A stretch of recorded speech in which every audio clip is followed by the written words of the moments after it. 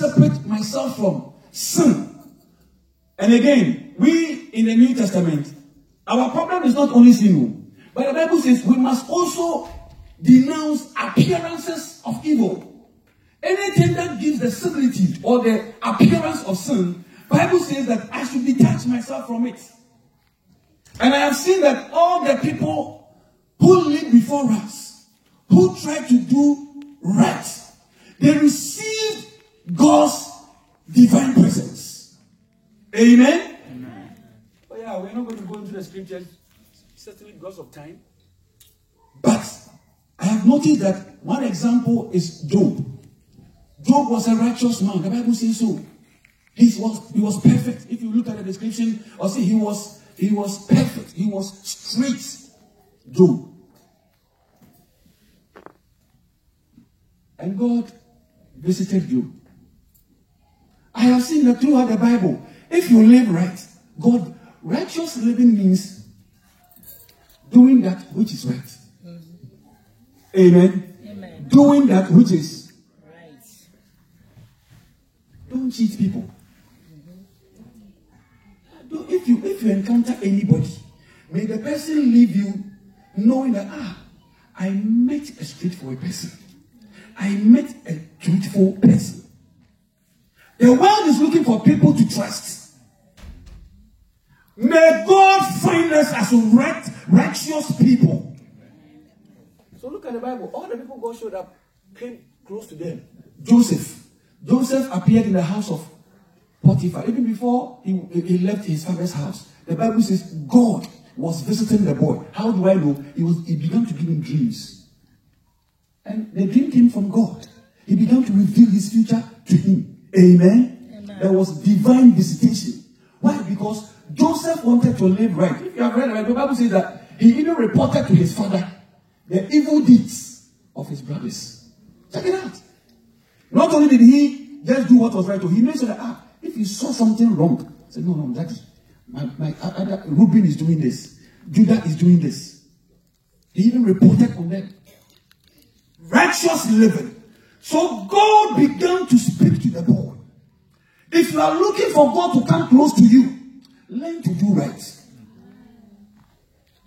It's not a coincidence.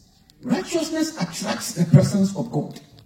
And so Moses attracted the presence of God. A church where the people do what is right, they attract the presence of God.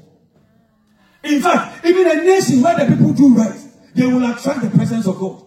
Haven't you read in the Bible? The Bible says that when the sinner rules, the people, they go berserk, they go wild. But when the righteous rule, the people rejoice. Why will they rejoice? Because the presence of God comes.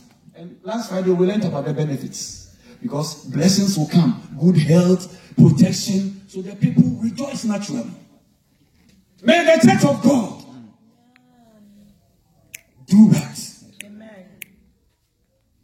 Daniel, another example. He did right. So God came close to him. Put Daniel in the lion's den. The lion ain't going to chew the guy. Because the presence of God is around. And people have said that God himself, Jesus, is called the Lion of the tribe of Judah. So the Lion of the tribe of Judah has arrived. How can you chew one of his brothers? So all the lions were quiet. But the moment they moved Daniel and brought the guys who accused him, Bible says they didn't even land. In the air, the lions grabbed them. Listen, and the Bible says something about righteous. The righteous, they are as bold as a lion.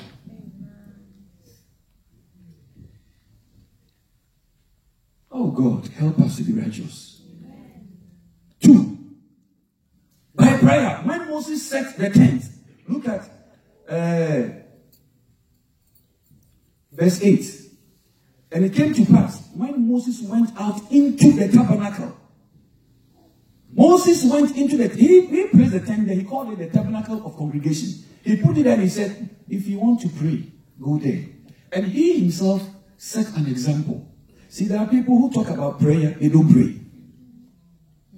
Oh yes, you can teach about prayer and you're not praying. You can teach, you have to pay your tithe. Then they go and check, you are not praying.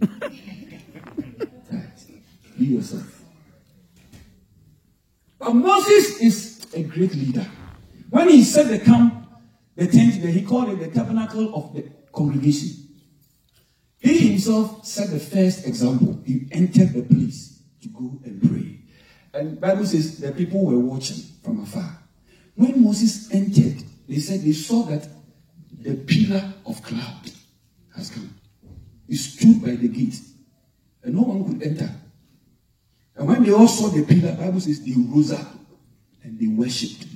We need people who can pray. If that's what the Bible says, draw near unto me, and I will. So the sequence is that when you begin to go to God through prayer, God will come close to you. Amen. Prayer. Prayer. Are there some people who have to pray today? Yes. Okay, we will practice this for some 3 minutes today after the service. We need prayer. The reason why the Church of Pentecost became a powerful church, and still we are, is because we engage in prayer. And as you engage in prayer, many things that you don't know come. This one we learned in the Bible studies. As they laid their hand, what were they doing? They were praying, of course. Then a prophetic statement came. Timothy, I have given you this gift. I have planned. Are you understanding me? Aha. Prayer.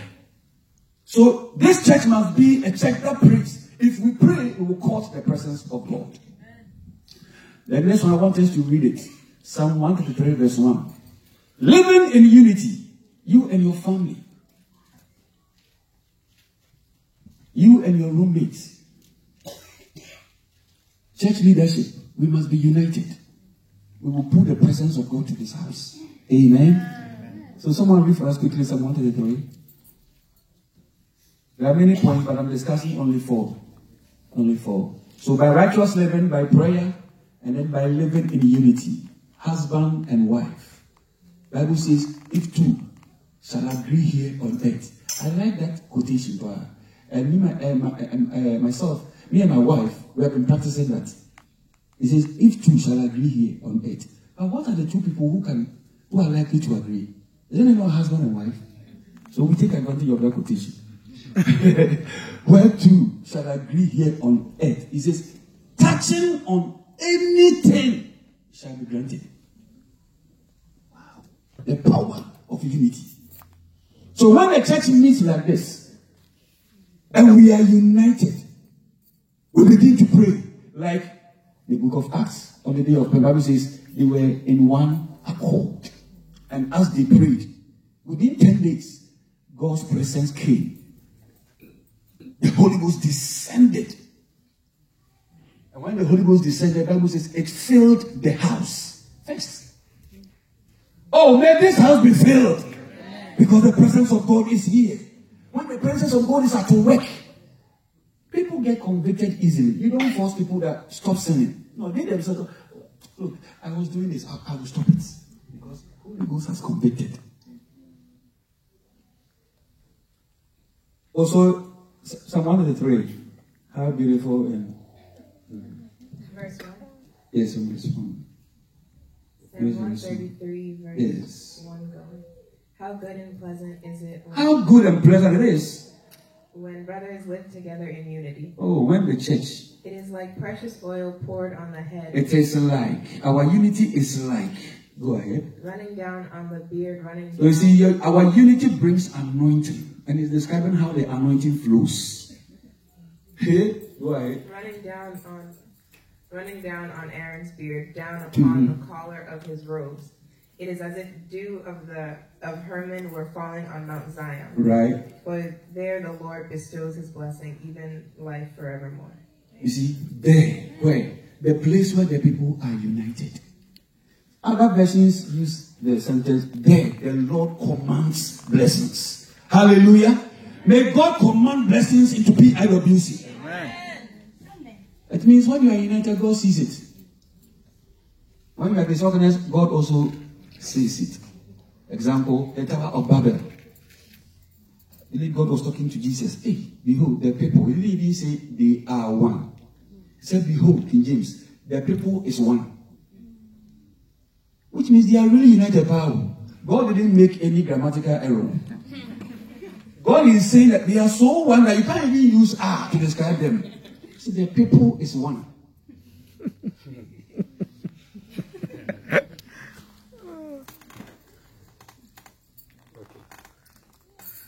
Oh, may we be one. Amen. Husband and wife. And I say this to the glory of God. Since we married, we have a morning devotion. We pick topics. All of them, God has done them. All of them. Each one of them. That's why I said the best two people to agree is husband and wife. Are there husbands and wives here? Yes. Oh, decide that you are going to agree. Amen. And pray some prayers. I said it shall be done. Amen. You will put the presence of God down.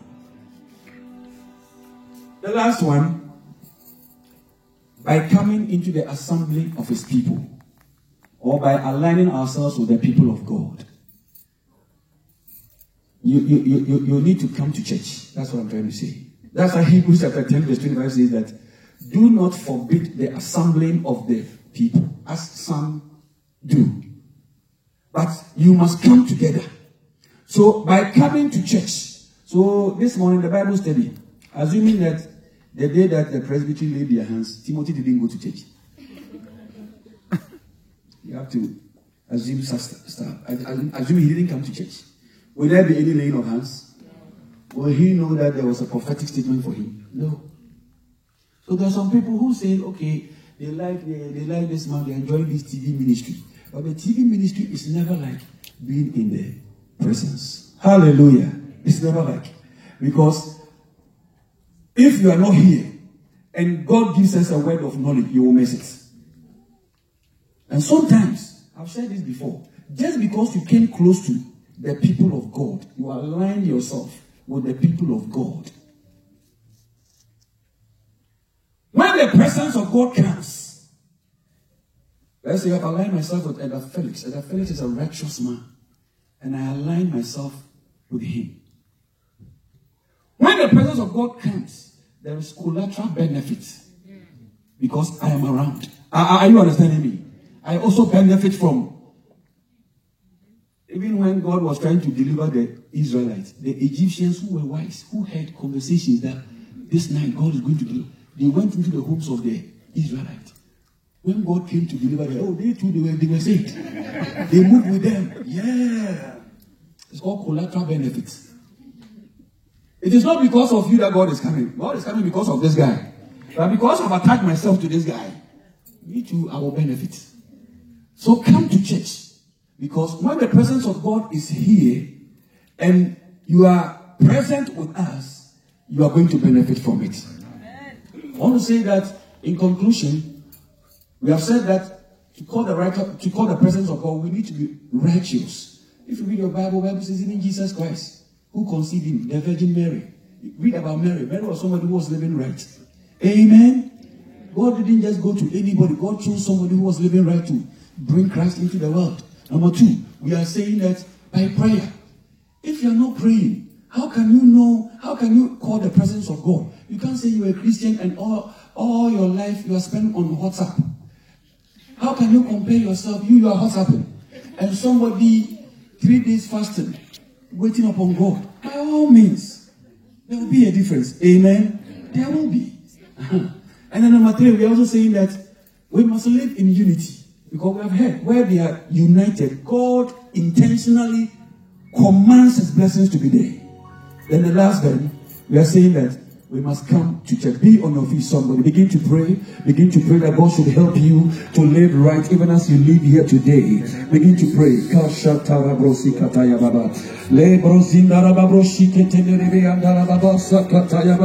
Yes, pray that God gives you strength. I know that it's not easy to live right in our world. Today's world is difficult, but the Lord is able to cause you. The Lord is able to help you even to walk right. Lift up your voice and pray. We are closing in just 1 minute. We just want to pray that God will help you to do right. God will fill you with his spirit, that you will be able to live right. We also want to pray that the Lord will help you to pray. Prayer, we have seen, also brings the presence of God. You want to pray for the enablement to pray. Lift up your two hands. Holy, Oh, holy